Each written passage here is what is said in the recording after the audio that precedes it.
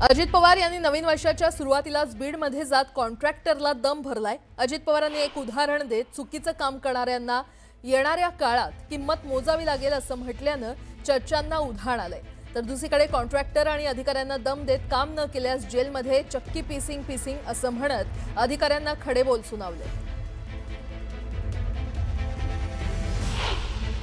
जे चांगलं काम करतील त्याच्या पाठीवर शाबासकीची थाप टाकली पाहिजे, कौतुक केलं पाहिजे। पण जे चुकीचं काम करतील त्याला धडापण शिकवला पाहिजे। काही गोष्टी काही काळाने तुमच्या सगळ्यांच्या समोर येतील। काही चुका केल्या, त्या चुकांची किंमत त्यांना मोजावी लागेल। एवढं कसं धाडस करतात मला तर काही कळलेलं नाही। कॉन्ट्रॅक्टरांना सगळ्यांना अधिकाऱ्यांना मला सांगायचंय, जर काम न काढता कोणी गडबड करण्याचा प्रयत्न केला तर त्याला सोडणार नाही। चक्की पीसिंग अजिबात सोडणार नाही।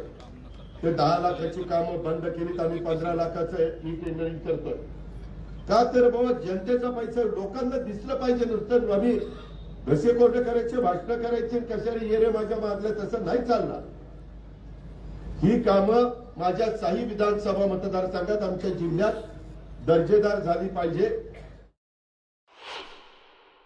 ज्यांना कॉन्ट्रॅक्टचा धंदा करायचा त्यांनी राजकारणात येऊ नये, आणि ज्यांना राजकारणात यायचंय त्यांनी कॉन्ट्रॅक्टचा धंदा करू नये। साधं सोपं गणित आहे। कारण मग त्या अधिकाऱ्यांची पण काही अडचण होत नाही। अधिकाऱ्यांनो, मी तुम्हाला सांगतो, तुम्ही कुणाला घाबरू नका। तुम्ही तुमचं काम चूक करा, तुमच्या पाठीशी मी जोपर्यंत उपमुख्यमंत्री म्हणून तिथं आहे तोपर्यंत मी तिथं मुख्यमंत्र्यांना पण सांगेन,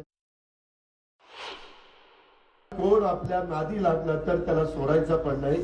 तो नियमाने वागत नसेल, तो संविधान मानत नसेल, तो कायदा मानत नसेल, तो नियम मानत नसेल, तो घटनेचे शिल्पकार डॉक्टर बाबासाहेब आंबेडकरांनी दिलेली घटनाच तो मान्य करत नसेल, हम करे सो कायदा असं जर कोणी काही करत असेल तर त्याला कायद्याचा बडगा दाखवायचा।